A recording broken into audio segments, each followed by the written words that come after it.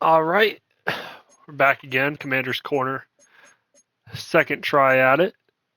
We're going to look over. We're on the bye week this week. We're going to look over the last couple of games we missed and breakdown of some of the NFC East standings and a little bit more on the NFC side. Not going to focus too much on the AFC yet, as I honestly just don't care. I don't care what's going on over there right now. You guys figured that out some more on your end, and then I'll look into it. But last time we checked in, we were 3-1 right before our Dolphins game. This game was just, I mean, this game was silly. You could see the box score.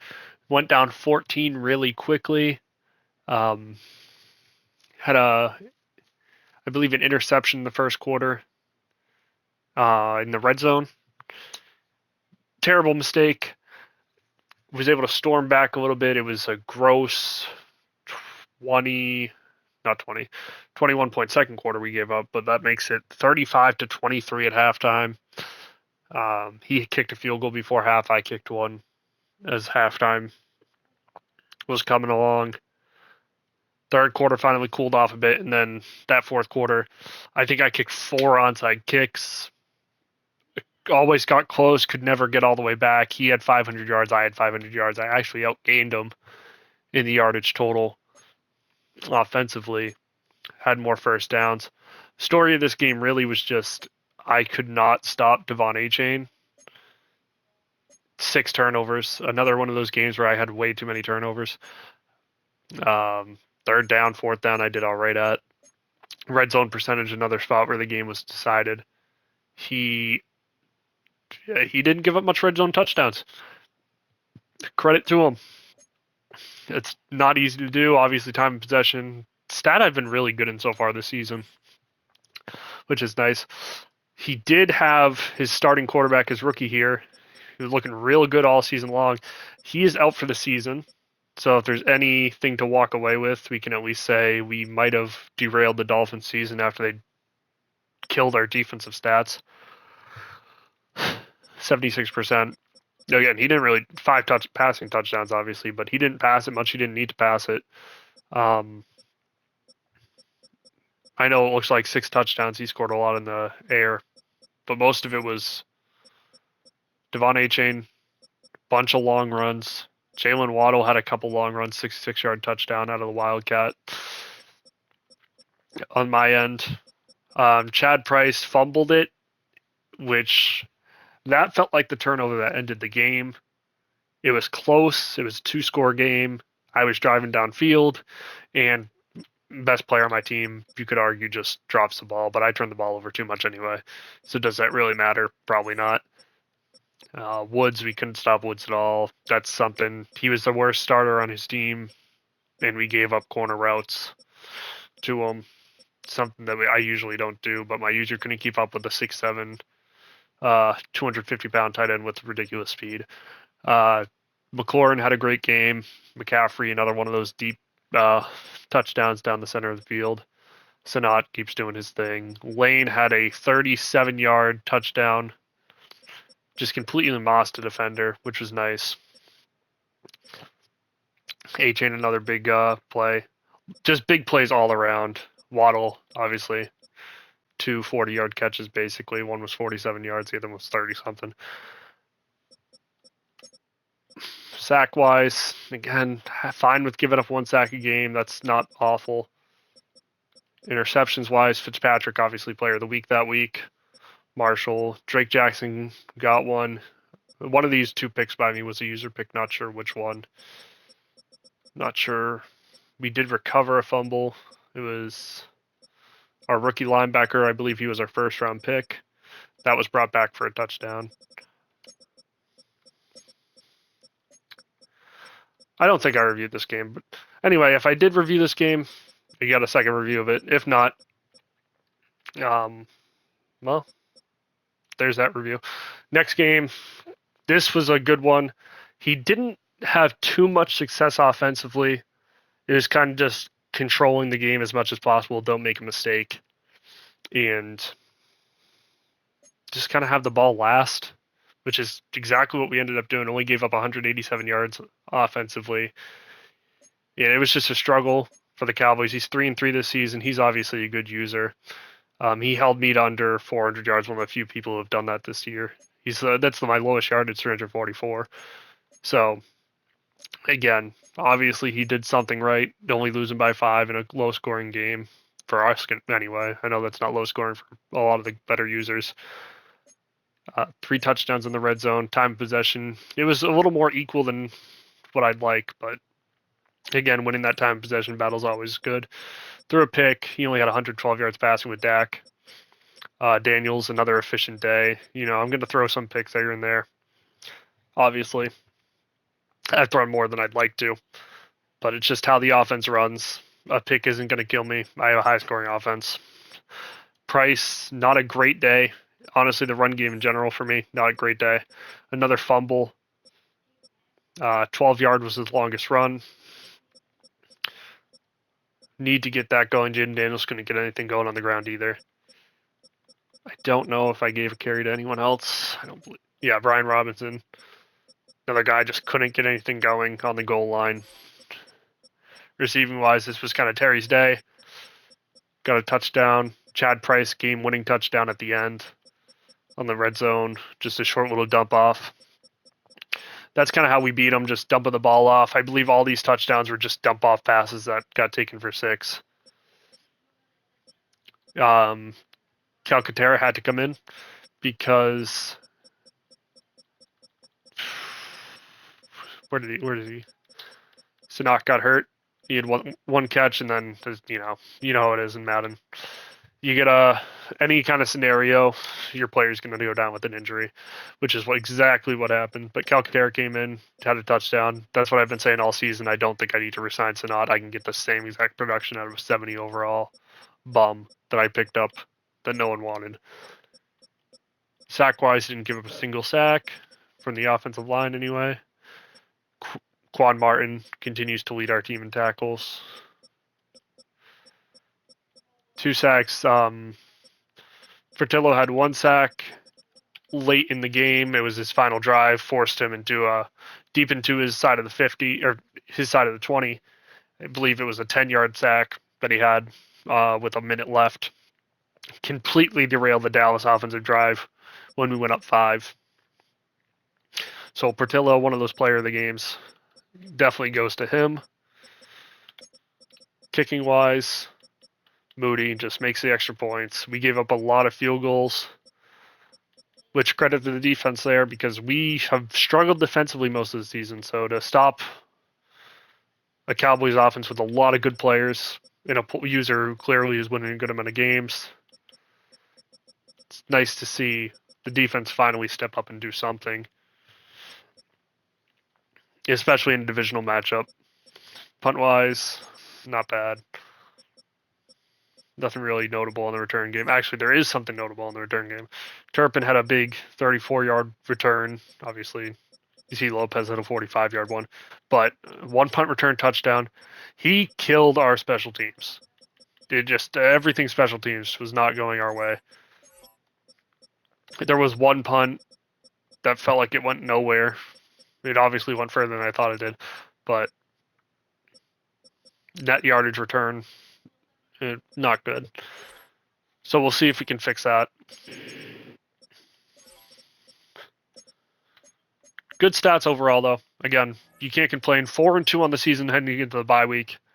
The commissioner, he had us predicted to go 9-8. I think we're well on our way to that. He had us out of the playoffs. Tampa coming up after the bye. Going to pull up his record on Neon. Tampa is sitting at 2-4. So he's had a rough start so far to the year. Patriots user 2-4. Giants user, another division game, very important to us. He is 2-4 as well. So we've got, before the Saint game, we got 3 games to make sure we have everything right for the 5-1 Saints. That's our next big test coming up. Obviously, these guys, you don't win games in this league by being a slouch. Most of the users in here that I've played have been really good. Falcons, we struggled against. He is winless so far. Raiders is 2-4. I mean, these are losable games right here just to start. Obviously, Seattle's a good user. Seattle is right up there with the top of the pack right now at 4-2. And the Dolphins user, he is 4-2 as well. So the records, yeah, they're saying that there's a skill gap, but everyone in here is a solid user that I've seen. Maybe there are some slouches. Maybe I'll get some freebies, especially with this end of the schedule. These last four are brutal. All playoff caliber teams so far this season. Bills guy, he's been in a Super Bowl. So it's not going to be easy the rest of the season. We kind of got to play our best ball and then play even better ball if we make it to the playoffs.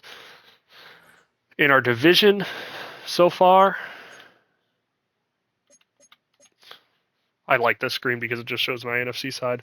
But we're firmly in second. We got right now the tiebreaker over Dallas. Dallas is 1-2 in the division. He might be 0-3, but I believe he's 1-2 in the division. He beat the Giants, lost to me and the Eagles. We're 1-0 in the division. And NFC looks pretty stacked overall. 8 seed right now is 3-3, 9 seeds 3-3. Certain teams might be out of the race at 0-6. I feel like if you get to 8 losses, you might as well pack it up on the season. So Bears, Atlanta are definitely on that watch. A couple other guys, those 2-4 teams need to reel off a couple wins, but they might have had that tough part of the stretch schedule that I had at the start of the year or at the end of the year. And they'll start reeling off their wins. Like I said, I don't know how good some of these users are. It's my first season in here. I've only played a handful of games. Look at some of the stats. Definitely look at players of the week. A-Chain, no surprise there. A-Chain's it seems like he kind of controls that award. 4 touchdowns last week. We did have one of our younger defenders win one. This was funny enough, the 68-55 win or loss to the Dolphins. That game caused both the players of the game on the NFC and the AFC side defensively. Doesn't make any sense. I know he had 3 picks with Mika. I don't want to talk about that part. Jahmyr Gibbs probably get on his way to another MVP-like season. I believe he was last year's MVP. You see Eagles quarterback showing up 18-19, 4 touchdowns. That's something we'll pay attention to, his efficiency. Because if he's not making mistakes, if he's just not putting the ball in harm's way at all, he's going to be tough to beat, especially the way I've been playing. I believe we showed these first 2, but Jalen Milroe, he controlled that award for a while. Offensively, yards-wise, this is where we like to be, right there at the top of the league. Obviously, we've had a lot of high-scoring games, but we're reeling up a lot of yards. People are struggling to stop us. I'd like to be in the top 5 in most offensive stats by the end of the season. I don't think I'll catch up to rushing just because that's not my offense.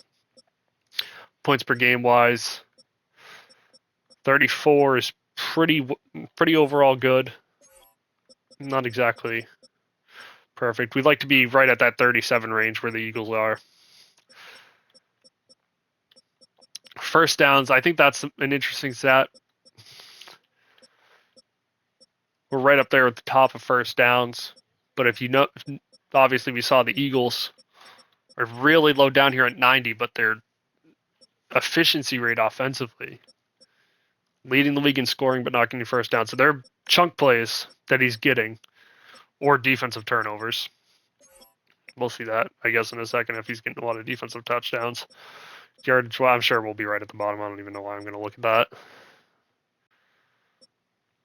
Dolphins at the bottom, actually, yardage-wise.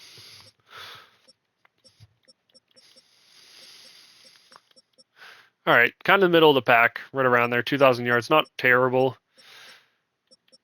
Not giving up that many rush yards compared to some of the league. Rush yards are the most frustrating ones to give up. People passing you. you can live with it. But here's where we are just awful. 199 points so far, given up. Sack numbers great, but need to reel in some of this. The points are way too much. Obviously, having somebody score almost 70 on you is going to hurt that. So I guess if most of it comes from one game, we can live with it. But something we'll pay attention to if we need to make some changes. Efficiency-wise, third down, right there. This is a telling stat on how we fare in the league. People are struggling.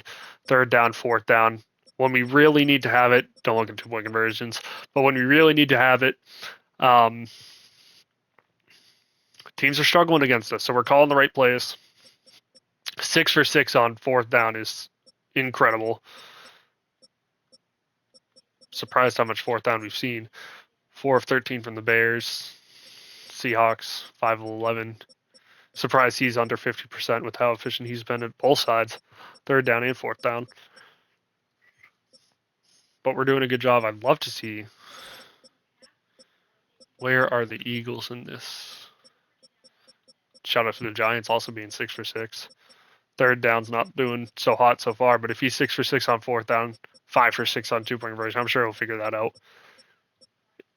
Eagles not struggling on fourth or third down, but definitely interesting. He's not going for on a 4. I guess he hasn't had to, being 6-0, 5-0, 6-0, whichever it is. Red zone efficiency. Yeah, interesting. Top 2 leaders in the division, struggling in the red zone so far.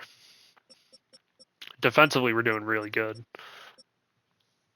Not giving up that many touchdowns in the red zone, but both sides, we both need to do a lot better on the red zone here if we're going to want to stay above teams like the Cowboys. Penalty-wise, I don't understand the penalties.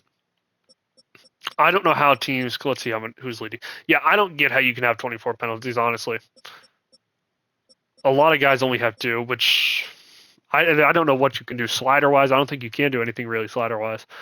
It's just not good. I mean, to have 23 penalties in Madden, 24, 23 penalties, and it's probably not even their fault. It's got to be frustrating for users like this. But I never really have that issue. I've never had a team that's just so penalty driven. So I don't know what causes it. Maybe it's certain play calls. Maybe they're calling RPOs and have an illegal man downfield, things like that. But I never really see that issue. Turnover differential, you could argue most important stat amongst all of them. This and points per game are really the 2 stats that you want to look at. And we're -8. We're right with the bottom of the league. So maybe tells us that it's a little fluky what we're doing. Our record might be a little fluky so far. Turning the ball over a lot, not getting it back.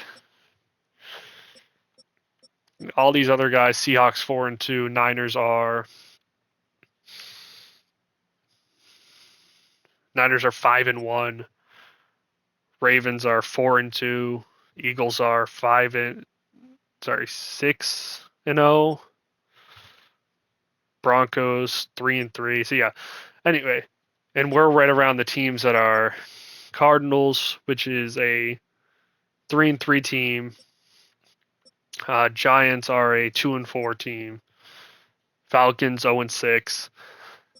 That's the conversation we're in right now, turnover wise. It hasn't hurt us yet, but it will. When we play these good users, that's the stat that will kill us if we can't clean it up. Which I don't feel like I'm a turnover prone user. But again, we don't know too much about this league. Maybe that's just going to be an issue, and the good users will have my offense figured out. I'll be at, if I'm lucky, a first round exit. Gibbs equipped 1,000 yards so far this year. No one's even close to him. Like I said, probably on pace for another MVP.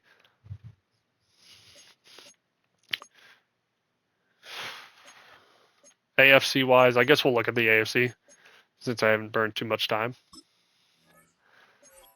Or at least break down some NFC divisions. That's going to be interesting. I don't know what their history is on who's won this division lately. those 2 division losses might do it for the Vikings. And I know it's barely separated right now, but come late in the year, that might be the issue in that race. This side, Saints firmly in first. Things can change. 4-0 in the division. Already played most of his division games.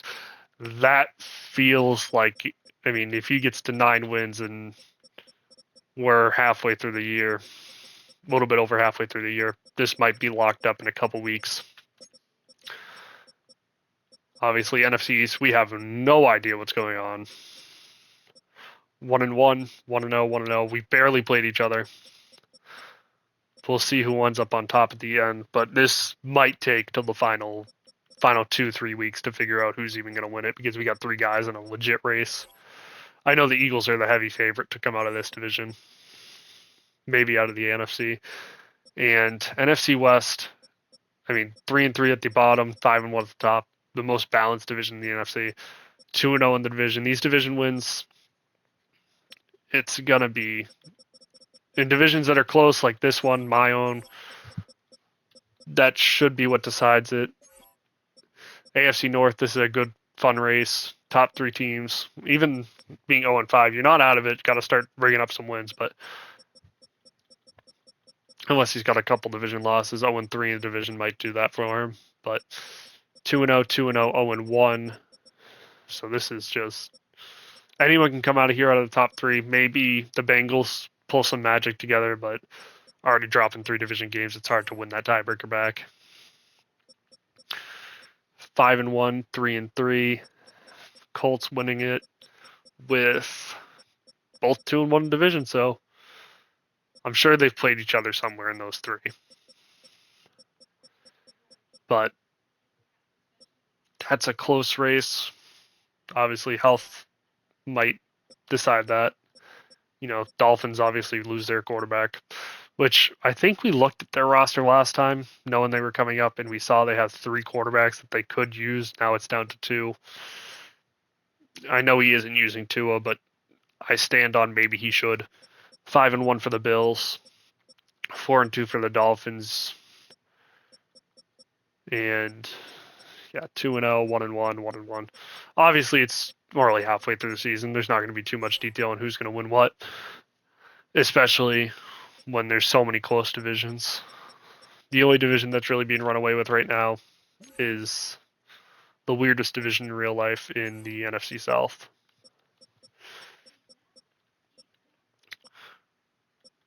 Division wins on this side, 2-0, 1-2. That might hurt the Broncos in this race. 1-1, 1-2. You never want to have more than 2 division losses on a season. If you're at 3, you're starting to look like you're in trouble. But you can live with 2. But the Broncos got a long way to come if they want to get back up. I don't know if there's anything else we want to look at real quick. I don't want to show my re-signed players yet. Otherwise, injury-wise across the league, we'll look at injuries. Is there an NFL tab? Hopefully. No? Okay. Losing a starting center is young center especially. Tyreek Hill being out for a couple weeks in a tight division, that's going to hurt.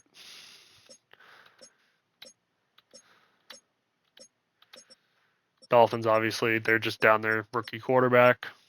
That's probably the most brutal injury we're going to see. Fracture, that's nothing. It's only Rondell Moore, which we saw he was used. Krosky Merritt's been out since last season, but he will get him back sometime late in the year. Will it be too late? Maybe. I know he's 2-4 right now, but that's interesting. I wasn't aware that he was missing his star running back, former Commander.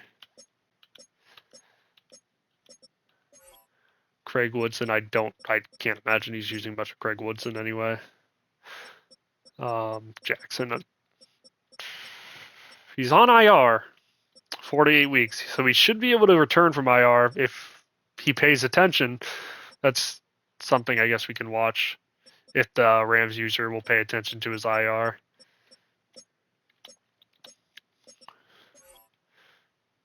Torn pec. Another one of those torn pec injuries. That's the second one we've seen. That's it for injuries as well. So a couple season ending. Let's see who the Commanders are, or not Commanders. Let's see who the Giants have been using at running back, considering they're missing the guy who they. I assume even in the offseason, you see a torn Achilles, you'd expect him to be back the season after. Still got Tracy. Scatterbo didn't turn anything into anything here, but Tracy's got 90 speed, so it's not awful. Losing your running back with a superstar dev trait. Abilities were steamroller, balance, yeah. Even having a receiving ability. So it's definitely hurting him, I'm sure. And it's just another season of development that he's going to lose, essentially. You lose 2 seasons of development, no chance of any awards, any Pro Bowl, anything like that when he gets hurt. And now down again for the whole year, basically. Actually, 10 to 14 weeks, he might be down to week 18, maybe the playoffs. He might not see crossing merit at all this year. Season is flying by. Anyway, 88 overall offense so far, 84 defense. We got a couple things to look at as a team so far, but we feel good. 4-2, heading into a bye week. Hopefully, Jaden Daniels keeps upright. We haven't had any injury problems with him so far, ever since that last little stretch before right at the contract extension. So hopefully, that's all we have injury-wise. Go into the playoffs healthy if we make it there. At least go into that final block of games and feel like our star players are there and we can win it. We got a lot of decisions to make coming up in this offseason, how we want to build our team, our first real offseason with the team. Other than that, that should be it. And that will end Commanders Corner Episode 2.